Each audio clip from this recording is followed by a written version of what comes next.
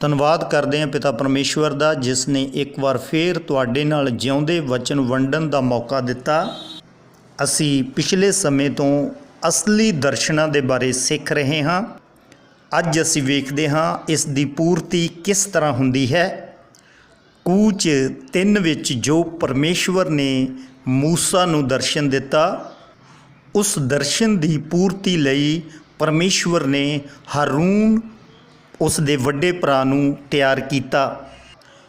ਕੂਚ 4:14 ਵਿੱਚ ਇਸ ਤਰ੍ਹਾਂ ਲਿਖਿਆ ਹੈ ਕਿ ਹਾਰੂਨ ਲੇਵੀ ਤੇਰਾ ਭਰਾ ਨਹੀਂ, ਮੈਂ ਜਾਣਦਾ ਹਾਂ ਕਿ ਉਹ ਚੰਗਾ ਬੋਲਣ ਵਾਲਾ ਹੈ, ਨਾਲੇ ਵੇਖ ਉਹ ਤੇਰੇ ਮਿਲਣ ਨੂੰ ਨਿਕਲਿਆ ਆਉਂਦਾ ਹੈ ਅਤੇ ਤੈਨੂੰ ਵੇਖ ਕੇ ਆਪਣੇ ਮਨ ਵਿੱਚ ਆਨੰਦ ਹੋਵੇਗਾ। ਪਰਮੇਸ਼ਵਰ ਦੇ ਲੋਕੋ, ਪਰਮੇਸ਼ਵਰ ਆਪਣੇ ਦਰਸ਼ਨ ਨੂੰ ਪੂਰਾ ਕਰਨ ਦੇ ਲਈ ਤੁਹਾਨੂੰ ਲੋਕਾਂ ਨੂੰ ਦੇਵੇਗਾ। ਅੱਜ ਅਸੀਂ ਵੇਖਦੇ ਹਾਂ ਕਿ ਦਰਸ਼ਨ ਦੀ ਪੂਰਤੀ ਦੇ ਲਈ ਕਈ ਵਾਰ ਦੇਰੀ ਹੋ ਜਾਂਦੀ ਹੈ। ਇਸ ਅਜਿਹਾ ਕਿਉਂ ਹੁੰਦਾ ਹੈ?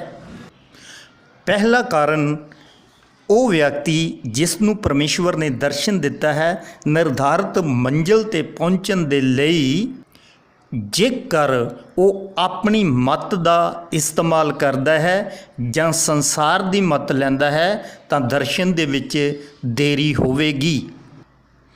ਕਹੋ ਤਾਂ 21:30 ਦੇ ਵਿੱਚ ਲਿਖਿਆ ਹੋਇਆ ਹੈ, ਕੋਈ ਬੁੱਧ, ਕੋਈ ਮੱਤ, ਕੋਈ ਸਲਾਹ ਨਹੀਂ ਜੋ ਯਹੋਵਾ ਦੇ ਵਿਰੁੱਧ ਚੱਲੇ। ਪਰਮੇਸ਼ਵਰ ਦੁਆਰਾ ਦਿੱਤਾ ਗਿਆ ਅਸਲੀ ਦਰਸ਼ਨ ਪਰਮੇਸ਼ਵਰ ਦੀ ਹੀ ਮੱਤ ਨਾਲ ਪੂਰਾ ਹੁੰਦਾ ਹੈ। ਫਿਰ ਦਰਸ਼ਨ ਪਾਏ ਹੋਏ ਆਗੂ ਨੇ ਪ੍ਰਜਾ ਦੇ ਲਈ ਪ੍ਰਾਰਥਨਾ ਕਰਨੀ ਹੈ ਕਿ ਉਹ ਦਰਸ਼ਨ ਨੂੰ ਸਮਝਣ ਦੇ ਲਈ ਆਪਣੀਆਂ ਆਤਮਿਕ ਅੱਖਾਂ ਨੂੰ ਖੋਲ੍ਹ ਲਵੇ, ਨਹੀਂ ਤਾਂ ਦਰਸ਼ਨ ਦੀ ਪੂਰਤੀ ਲੇਟ ਹੋਵੇਗੀ। ਸੰਤ ਪੌਲੁਸ ਨੇ ਅਫਸੀਆਂ ਦੀ ਕਲੀਸਿਆ ਦੇ ਲਈ ਇਸ ਤਰ੍ਹਾਂ ਪ੍ਰਾਰਥਨਾ ਕੀਤੀ। ਅਫਸੀਆਂ 1:18 ਦੇ ਵਿੱਚ ਲਿਖਿਆ ਹੈ ਕਿ ਤੁਹਾਡੇ ਦਿਲ ਦੀਆਂ ਅੱਖਾਂ ਨੂੰ ਚਾਨਣ ਹੋਵੇ। ਇਸੇ ਲਈ ਅਫਸੀਆਂ ਦੀ ਕਲੀਸਿਆ ਇੱਕ ਮਜ਼ਬੂਤ ਕਲੀਸਿਆ ਸੀ। ਦਰਸ਼ਨ ਦੀ ਪੂਰਤੀ ਦੇ ਲਈ ਕਲੀਸਿਆ ਦੀਆਂ ਅੱਖਾਂ ਦੇ ਲਈ ਪ੍ਰਾਰਥਨਾ ਕਰਨੀ ਸੇਵਕ ਦੇ ਲਈ ਬਹੁਤ ਜ਼ਿਆਦਾ ਜ਼ਰੂਰੀ ਹੈ।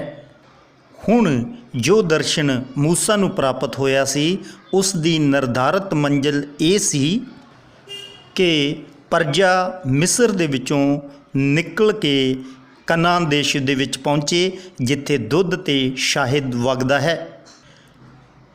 ਇਸ ਦਰਸ਼ਨ ਦੀ ਪੂਰਤੀ ਦੇ ਲਈ ਇਸਰਾਏਲੀਆਂ ਨੇ 3 ਮੁੱਖ ਗਲਤੀਆਂ ਕੀਤੀਆਂ। ਪਹਿਲੀ ਗਲਤੀ ਜ਼ਬੂਰ 78 ਉਸ ਦੇ 17 ਵਚਨ ਵਿੱਚ ਲਿਖੀ ਹੋਈ ਹੈ। ਤਾਂ ਉਹਨਾਂ ਨੇ ਉਹਦਾ ਹੋਰ ਵੀ ਪਾਪ ਕੀਤਾ ਅਤੇ ਥਲ ਵਿੱਚ ਅਤ ਮਹਾਨ ਤੋਂ ਆਕੀ ਹੀ ਰਹੇ। ਜੋ ਲੋਕ ਪਰਮੇਸ਼ਵਰ ਨੂੰ ਨਹੀਂ ਜਾਣਦੇ ਉਹ ਪਾਪ ਕਰਦੇ ਹਨ। ਪਰਮੇਸ਼ਵਰ ਨੂੰ ਜਾਣਨ ਵਾਲੀ ਪ੍ਰਜਾ ਜੇਕਰ ਵਚਨ ਦੇ ਅਨੁਸਾਰ ਨਹੀਂ ਚੱਲਦੀ ਤਾਂ ਉਹ ਹੋਰ ਪਾਪ ਕਰਦੀ ਹੈ। ਅੱਜ ਕਲੀਸਿਆਵਾਂ ਦੇ ਵਿੱਚ ਹਰ ਇਤਵਾਰ ਲੋਕ ਵਚਨ ਨੂੰ ਸੁਣਨ ਆਉਂਦੇ ਹਨ, ਕਦੇ ਆਪਣੇ ਆਪ ਨੂੰ ਚੈੱਕ ਨਹੀਂ ਕਰਦੇ ਕਿ ਉਹਨਾਂ ਨੇ ਪਿਛਲੇ ਇਤਵਾਰਾਂ 'ਚ ਕੀ ਵਚਨ ਸੁਣਿਆ ਹੈ। ਵਚਨ ਸੁਣ ਕੇ ਨਾ ਮੰਨਣਾ ਹੋਰ ਪਾਪ ਹੁੰਦਾ ਹੈ। ਜ਼ਬੂਰ 78:19 ਵਿੱਚ ਇੱਕ ਹੋਰ ਪਾਪ ਦੀ ਗੱਲ ਕੀਤੀ ਗਈ ਹੈ। ਉਹ ਪਰਮੇਸ਼ਵਰ ਦੇ ਵਿਰੁੱਧ ਬੋਲੇ ਅਤੇ ਉਹਨਾਂ ਆਖਿਆ ਕਿ ਪਰਮੇਸ਼ਵਰ ਅਜਾੜ ਵਿੱਚ ਵੀ ਲੰਗਰ ਦਾ ਅਡੰਬਰ ਰਚ ਸਕੇਗਾ। ਇਹ ਦੂਸਰੀ ਵੱਡੀ ਗਲਤੀ ਇਸਰਾਏਲੀ ਪ੍ਰਜਾ ਦੀ ਸੀ। ਇੱਥੇ ਇਸਰਾਏਲੀ ਪ੍ਰਜਾ ਨੇ ਆਪਣੀ ਇੱਛਾ ਦੀਆਂ ਚੀਜ਼ਾਂ ਨੂੰ ਪਰਮੇਸ਼ਵਰ ਦੇ ਕੋਲੋਂ ਮੰਗਿਆ, ਜਦ ਕਿ ਚਾਹੀਦਾ ਸੀ ਕਿ ਦਰਸ਼ਨ ਦੀ ਪੂਰਤੀ ਦੇ ਲਈ ਪਰਮੇਸ਼ਵਰ ਦੇ ਕੋਲੋਂ ਮੰਗਿਆ ਜਾਂਦਾ। ਇਸ ਲਈ ਇਸਰਾਏਲੀ ਪ੍ਰਜਾ ਦਾ ਸਮਾਂ ਬਰਬਾਦ ਹੋਇਆ। ਨਾਲੇ ਸ੍ਰਿਸ਼ਟੀਕਰਤਾ ਪਰਮੇਸ਼ਵਰ ਦੇ ਵਿਰੁੱਧ ਕਿਸੇ ਨੂੰ ਬੋਲਣ ਦਾ ਹੱਕ ਨਹੀਂ ਹੈ। ਤੀਸਰੀ ਗਲਤੀ 78 ਜ਼ਬੂਰ ਦੇ 22 ਵਚਨ ਦੇ ਵਿੱਚ ਲਿਖੀ ਹੋਈ ਹੈ, ਕਿਉਂਕਿ ਉਹਨਾਂ ਨੇ ਪਰਮੇਸ਼ਵਰ ਉੱਤੇ ਪ੍ਰਤੀਤ ਨਾ ਕੀਤੀ ਅਤੇ ਉਸ ਦੇ ਬਚਾਓ ਉੱਤੇ ਭਰੋਸਾ ਨਾ ਰੱਖਿਆ। ਇਸ ਗਲਤੀ ਦੇ ਇਤਿਹਾਸ ਨੂੰ ਤੁਸੀਂ ਵਿਵਸਥਾ ਸਾਰ ਪਹਿਲੇ ਅਧਿਆਇ ਵਿੱਚ ਸਫਾਈ ਨਾਲ ਪੜ੍ਹ ਸਕਦੇ ਹੋ ਕਿ ਪਰਮੇਸ਼ਵਰ ਨੇ ਆਪਣੇ ਵਾਅਦੇ ਮੁਤਾਬਕ ਇਸਰਾਏਲੀ ਪ੍ਰਜਾ ਨੂੰ ਕਨਾਨ ਦੇ ਦਿੱਤਾ, ਪਰ ਉਹ ਐਂਟਰ ਕਰਨ ਦੇ ਲਈ ਪਰਿਸਥਿਤੀਆਂ 'ਤੇ ਭਰੋਸਾ ਕਰਨਾ ਸ਼ੁਰੂ ਕਰ ਲਿਆ, ਨਾ ਕਿ ਉਹਨਾਂ ਨੇ ਪਰਮੇਸ਼ਵਰ ਦੇ ਬਚਾਓ ਉੱਤੇ ਭਰੋਸਾ ਕੀਤਾ। ਇਨ੍ਹਾਂ ਕਾਰਨਾਂ ਕਰਕੇ ਦਰਸ਼ਨ ਨੂੰ ਪੂਰਾ ਹੋਣ ਵਾਸਤੇ ਦੇਰੀ ਹੁੰਦੀ ਹੈ। ਹੁਣ ਨਵੇਂ ਨੇਮ ਦੀ ਕਲੀਸਿਆ ਜੋ ਪਰਮੇਸ਼ਵਰ ਵੱਲੋਂ ਚੁਣੀ ਗਈ ਹੈ, ਉਸ ਨੂੰ ਵੀ ਦਰਸ਼ਨ ਦੀ ਪੂਰਤੀ ਦੇ ਲਈ ਪ੍ਰਾਰਥਨਾ ਕਰਨੀ ਹੈ। ਇਹ ਪ੍ਰਾਰਥਨਾ ਪ੍ਰਭੂ ਯਿਸੂ ਮਸੀਹ ਨੇ ਆਪਣੇ ਚੇਲਿਆਂ ਨੂੰ ਪਹਾੜੀ ਉਪਦੇਸ਼ ਵਿੱਚ ਸਿਖਾਈ। ਮੱਤੀ 6:10 ਵਿੱਚ ਇਸ ਤਰ੍ਹਾਂ ਲਿਖਿਆ ਹੈ, ਤੇਰਾ ਰਾਜ ਆਵੇ, ਤੇਰੀ ਮਰਜ਼ੀ ਯਹੀ ਸਵਰਗ ਵਿੱਚ ਪੂਰੀ ਹੁੰਦੀ ਹੈ, ਜ਼ਮੀਨ ਉੱਤੇ ਵੀ ਹੋਵੇ। ਨਵੇਂ ਨੇਮ ਦੇ ਪਰਮੇਸ਼ਵਰ ਦੇ ਦਾਸਾਂ ਦਾ ਇਹੀ ਦਰਸ਼ਨ ਹੈ ਕਿ ਪਰਮੇਸ਼ਵਰ ਦਾ ਰਾਜ ਜਲਦ ਤੋਂ ਜਲਦ ਧਰਤੀ ਉੱਤੇ ਆਵੇ, ਕਿਉਂਕਿ ਧਰਤੀ ਵੀ ਇਸ ਚੀਜ਼ ਦਾ ਇੰਤਜ਼ਾਰ ਕਰਦੀ ਹੈ।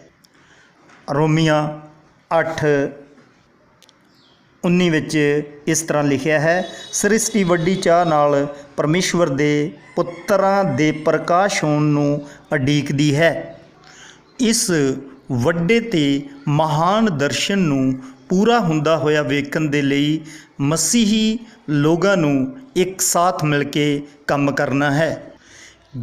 ਜਿਵੇਂ ਮੂਸਾ ਦੇ ਦਰਸ਼ਨ ਦੇ ਵਿੱਚ ਪ੍ਰਜਾ ਦੀ ਖੁਦ ਦੀ ਆਪਣੀ ਇੱਛਾ ਆ ਗਈ, ਨਵੇਂ ਨੇਮ ਦੀ ਕਲੀਸਿਆ ਦੇ ਵਿੱਚ ਵੀ ਲੋਕਾਂ ਦੀ ਆਪਣੀ ਇੱਛਾ ਆਉਣ ਦੇ ਨਾਲ ਇਹ ਦਰਸ਼ਨ ਲੇਟ ਹੋ ਰਿਹਾ ਹੈ।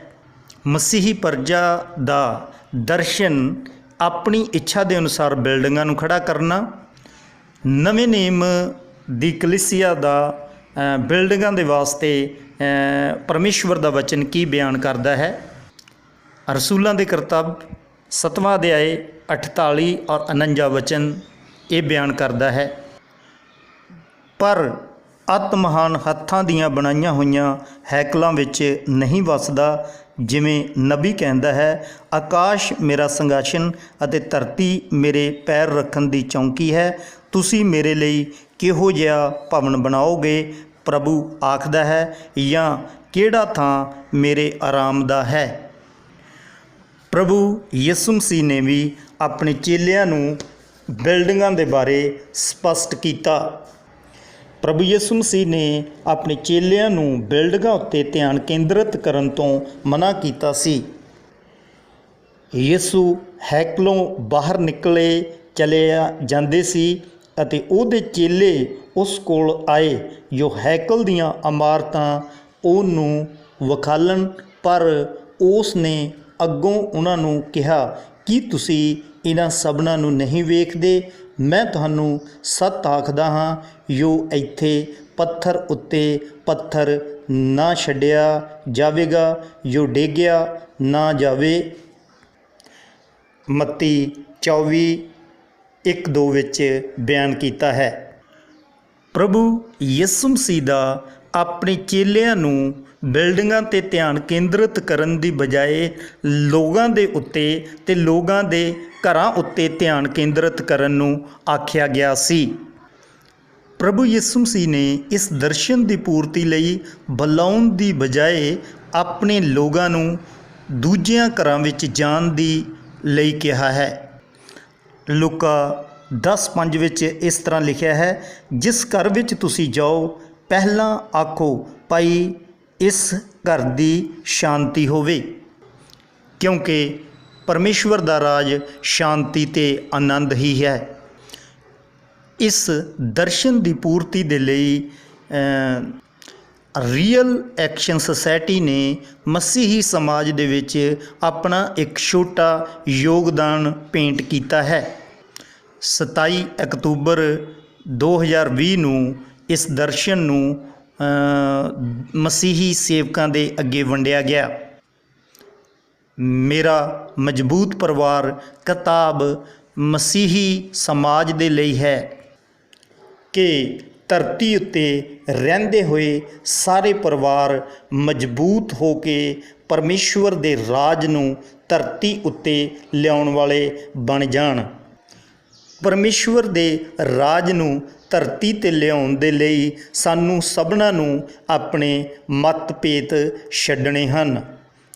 ਉਸ ਦਿਨ ਰੀਅਲ ਐਕਸ਼ਨ ਸੁਸਾਇਟੀ ਦੇ ਦੁਆਰਾ ਇੱਕ ਨਾਅਰਾ ਸੇਵਕ ਲੋਕਾਂ ਨੂੰ ਦਿੱਤਾ ਗਿਆ। ਜਾਤ ਹੈ ਸਾਡੀ ਪਰਮੇਸ਼ਵਰ ਦੇ ਬੱਚੇ, ਚਰਚ ਲਗਾਵਾਂਗੇ ਅੱਡੋ ਅੱਡੀ ਅਤੇ ਸ਼ੈਤਾਨ ਨੂੰ ਭਜਾਵਾਂਗੇ ਇਕੱਠੇ। ਪਰਮੇਸ਼ਵਰ ਦੇ ਵਚਨ 'ਤੇ ਵਿਸ਼ਵਾਸ ਕਰਨ ਵਾਲੇ ਭਾਈ ਭੈਣੋ, ਮਸੀਹੀ ਲੋਕੋ, ਪਰਮੇਸ਼ਵਰ ਦੀ ਪ੍ਰਜਾ, ਸਾਡਾ ਦਰਸ਼ਨ ਇਹੀ ਹੈ ਕਿ ਧਰਤੀ ਉੱਤੇ ਪਰਮੇਸ਼ਵਰ ਦਾ ਰਾਜ ਜਲਦੀ ਆ ਜਾਵੇ। ਇਸ ਦੇ ਲਈ ਸਾਨੂੰ ਸਭਨਾਂ ਨੂੰ ਮਿਲ ਕੇ ਯੋਗਦਾਨ ਪਾਉਣਾ ਹੈ ਅਤੇ ਸ਼ੈਤਾਨ ਨੂੰ ਇਸ ਧਰਤੀ ਤੋਂ ਭਜਾਉਣਾ ਹੈ। ਲੂਕਾ 10:19 ਦੇ ਅਨੁਸਾਰ ਸ਼ੈਤਾਨ ਨੂੰ ਲਤਾੜਨ ਦਾ ਅਧਿਕਾਰ ਤੁਹਾਡੇ ਕੋਲ ਹੈ, ਇਸ ਦੀ ਵਰਤੋਂ ਕਰੋ। ਲੂਕਾ 10:20 ਵਚਨ ਸਾਨੂੰ ਦਿਲਾਸਾ ਦਿੰਦਾ ਹੈ, ਪਰ ਇਸ ਤੋਂ ਆਨੰਦ ਨਾ ਹੋਵੋ ਕਿ ਰੂਹਾਂ ਤੁਹਾਡੇ ਵੱਸ ਵਿੱਚ ਹਨ, ਪਰ ਇਸ ਤੋਂ ਆਨੰਦ ਹੋਵੋ ਭਾਈ ਤੁਹਾਡੇ ਨਾਂ ਸਵਰਗ ਵਿੱਚ ਲਿਖੇ ਹੋਏ ਹਨ। ਇੱਕ ਵੱਡਾ ਦਿਲਾਸਾ ਅਤੇ ਸ਼ਕਤੀ ਸਾਡੇ ਹੱਥ ਵਿੱਚ ਹੈ। ਸ਼ਕਤੀ ਇਹ ਸ਼ੈਤਾਨ ਨੂੰ ਲਤਾੜ ਸਕਦੇ ਹਾਂ। ਦਿਲਾਸਾ ਇਹ ਕਿ ਅਸੀਂ ਪਰਮੇਸ਼ਵਰ ਦੇ ਰਾਜ ਨੂੰ ਧਰਤੀ ਉੱਤੇ ਲੈ ਕੇ ਆ ਸਕਦੇ ਹਾਂ ਔਰ ਧਰਤੀ 'ਤੇ ਰਾਜ ਲਿਆਉਣ ਦੇ ਨਾਲ ਸਾਡਾ ਨਾਮ ਸਵਰਗ ਦੇ ਵਿੱਚ ਲਿਖਿਆ ਜਾਵੇਗਾ। ਸੋ ਮੈਂ ਆਸ ਕਰਦਾ ਹਾਂ ਕਿ ਇਸ ਦਰਸ਼ਨ ਨੂੰ ਸਭ ਮਸੀਹੀ ਲੋਕ ਮਿਲ ਕੇ ਪੂਰਾ ਕਰਨਗੇ ਔਰ ਧਰਤੀ ਦੇ ਉੱਤੇ ਸ਼ਾਂਤੀ ਅਤੇ ਆਨੰਦ ਨੂੰ ਵੇਖਣਗੇ। ਸਾਡੀ ਸਾਰੀ ਟੀਮ ਵੱਲੋਂ ਤੁਹਾਨੂੰ ਜੈ ਮਸੀਹ ਦੀ।